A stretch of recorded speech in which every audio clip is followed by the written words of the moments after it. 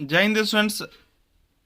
Monetary and financial institution से पूरे book का निचोड़ 3 वीडियो में हम अपलोड कर चुके हैं। ठीक है, अब मैं कुछ प्रैक्टिस के लिए आप लोगों को चैप्टर वाइज भी क्वेश्चन अपलोड कर रहा हूं। ठीक है, जो आप जरूर एक बार देख लें ताकि एग्जाम में कोई भी दिक्कत ना हो। पहला प्रश्न है, निम्नलिखित में से मुद्रा का मुख्य कार्य कौन है? तो मुद्रा का जो मुख्य कार्य होता है वो होता है विनिमय का माध्यम। यानी कि हम कोई भी खरीद बिक्री करते हैं, लेन देन करते हैं, तो उसमें मुद्रा मूल्य मापक का काम करता है और उसके आधार पर हम एक्सचेंज करते हैं। ठीक है, तो मुद्रा का मुख्य कार्य हो गया विनिमय का माध्यम। अगला है, निम्नलिखित में से मुद्रा का गौण कार्य कौन? गौण का मतलब होता है डायरेक्टली नहीं, इनडायरेक्टली। तो मूल्य मापक, विनिमय का माध्यम, विलंबित भुगतान का मान, सामाजिक आय का वितरण। तो ऑप्शन सी इसका राइट होगा। आगे है, निम्नलिखित में से मुद्रा का आकस्मिक कार्य कौन है? देखिए, पहला हो गया मुख्य कार्य विनिमय का माध्यम, गौण कार्य तो विलंबित भुगतान का मान, और तीसरा प्रश्न है आकस्मिक कार्य। तो आकस्मिक कार्य हो गया सामाजिक आय का वितरण। अगला है, मुद्रा वह धुरी है जिसके चारों ओर संपूर्ण अर्थ विज्ञान चक्कर लगाता है। यह कथन किस अर्थशास्त्री का है? तो मार्शल ने यह स्टेटमेंट दिया है। चलिए, आधुनिक विश्व में उद्योग मुद्रा रूपी वस्त्र से लिपटा हुआ है। आधुनिक विश्व में उद्योग मुद्रा रूपी वस्त्र से लिपटा। अगर उद्योग को हम मान ले आदमी, तो इसको चारों ओर से मुद्रा रूपी वस्त्र से घेरा हुआ है। यह कथन किस अर्थशास्त्री का है? तो पीगू का यह स्टेटमेंट है। आगे है, मुद्रा ने दूर किया है। तो सामाजिक बुराई को, आर्थिक बुराई को, सरकार की समस्याओं को, वस्तु विनिमय प्रणाली की कठिनाइयों को। तो इसका सही आंसर हो जाएगा ऑप्शन डी, क्योंकि वस्तु विनिमय प्रणाली में बहुत सारे कठिनाइयां था जिसको मुद्रा ने दूर कर दिया। ठीक है, अगला प्रश्न है, मुद्रा वह है जो मुद्रा का कार्य करती है। यह कथन किसका है? तो यह सब आपको हम बता चुके हैं। प्रोफेसर हार्टली विदर्स होगा, जैसे आप देखते होंगे आपको पता चल जाता होगा। किस अर्थशास्त्री ने मुद्रा के कार्यों को 3 भागों में बांटा है? तो किनले ने मुद्रा के कार्यों को 3 भागों में बांट दिया है। अभी हम चैप्टर वाइज आप लोगों को बता रहे हैं। ठीक है, वो था मुद्रा की परिभाषा, कार्य और महत्व से।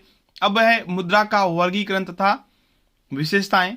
किस अर्थशास्त्री ने वास्तविक मुद्रा को मुख्य मुद्रा कहा है? तो इसका हो जाएगा सही उत्तर प्रोफेसर केन्स।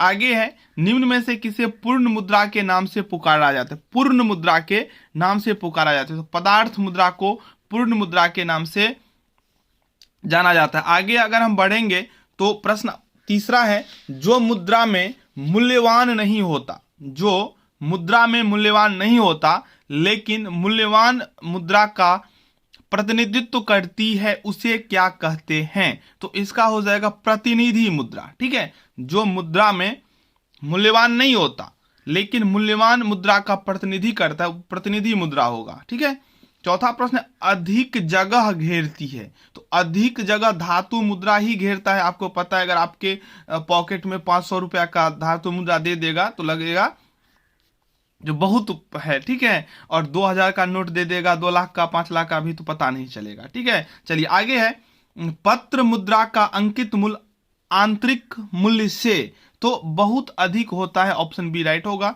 छठा प्रश्न है, धातु मुद्रा का अंकित मूल्य आंतरिक मूल्य से तो क्या होता है? तो उसका हो जाएगा बराबर होता है। 6 का हो जाएगा ऑप्शन ए। चलिए सातवां प्रश्न है, किस अर्थशास्त्री ने मुद्रा को 4 भागों में बांटा है? किस अर्थशास्त्री ने मुद्रा को 4 भागों में बांटा है? तो प्रोफेसर केन्स ने।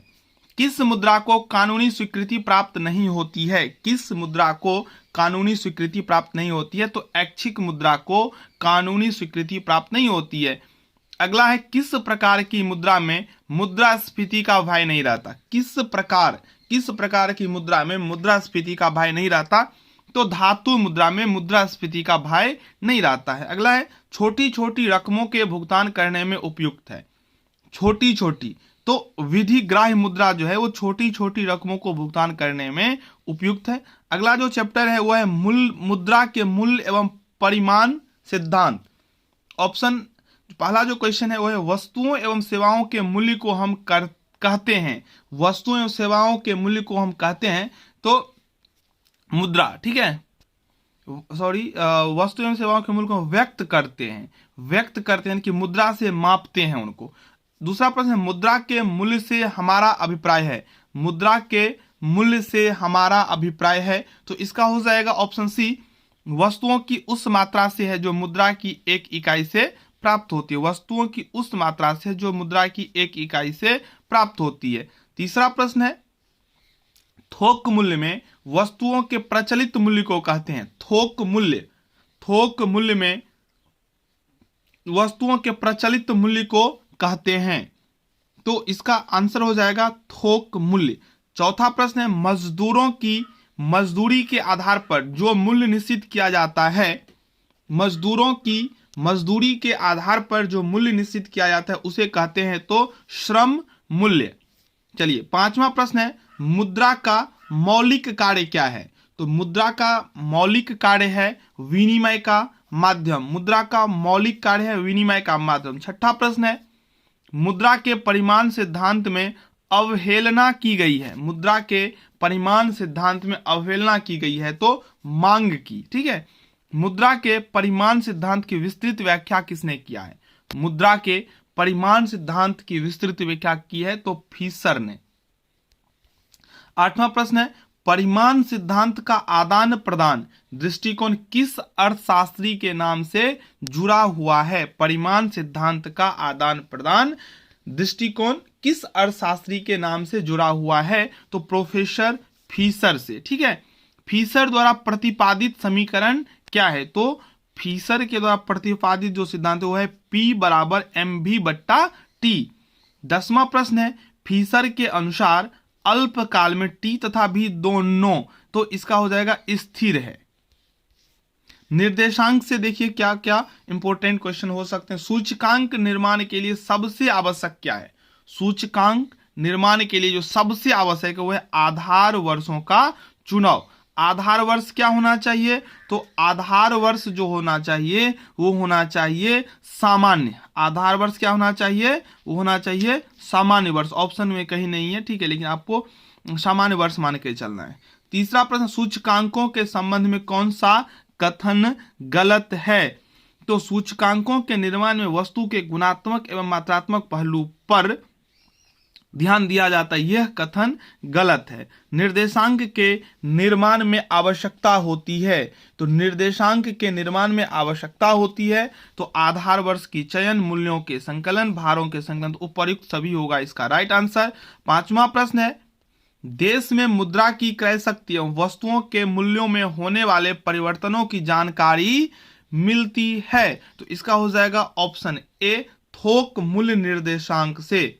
मुद्रास्फीति और मुद्रा संकुचन से देख लेते हैं। मुद्रास्फीति की स्थिति में वस्तुओं का मूल्य तो बढ़ जाता है, ठीक है, ऑप्शन बी। मुद्रास्फीति की स्थिति में मुद्रा का मूल्य, मुद्रास्फीति की स्थिति में मुद्रा का मूल्य क्या होता है, तो वस्तु का मूल्य बढ़ता है और मुद्रा का मूल्य गिर जाता है। मुद्रा संकुचन के समय वस्तुओं का मूल्य, मुद्रा संकुचन के समय वस्तुओं का मूल्य क्या होता है, तो घट जाता है, और मुद्रा संकुचन के समय मुद्रा का मूल्य क्या होता है, तो बढ़ता है। 4 का ए। 5वां प्रश्न है, मुद्रास्फीति के समय श्रमिकों को हानि होती है, मुद्रास्फीति के समय श्रमिकों को क्या होता है, हानि। किस अर्थशास्त्री ने कहा है मुद्रास्फीति अन्यायपूर्ण है और मुद्रा अनुपयुक्त, दोनों संभवतः मुद्रा संकुचन अधिक बुरा है, यह आपको मैंने बीबीआई में बताया था, प्रोफेसर केन्स। मुद्रास्फीति के कारण उपभोक्ता वर्ग को तो हानि हो जाता है, ठीक है। चलिए 8वां प्रश्न है, मुद्रा संकुचन व्यवसायियों एवं उत्पादकों के लिए उत्पन्न करता है तो हानि, मुद्रा संकुचन व्यवसायियों एवं उत्पादकों के लिए उत्पन्न क्या करता है, तो हानि। 9वां प्रश्न है, मुद्रा संकुचन का प्रभाव मजदूरों के लिए तो हो जाएगा लाभदायक होता है, ठीक है। आगे हम देखेंगे 10वां प्रश्न, निम्नलिखित में से कौन मुद्रास्फीति के कारण नहीं है, तो उत्पादन में वृद्धि ये मुद्रास्फीति का कारण नहीं, लेकिन प्राकृतिक, मौद्रिक और मानवीय सब कारण हो सकते हैं। तो अभी के लिए इतना ही, बहुत जल्द और सेट्स अपलोड होंगे, आप लोग चैनल के साथ बने रहें, सब्सक्राइब कर लें, वीडियो अच्छा लगे तो लाइक कर दें, कोई दिक्कत होता है तो आप कमेंट कीजिए, कम से कम 2-4 फ्रेंड्स से इस वीडियो को शेयर करें। धन्यवाद।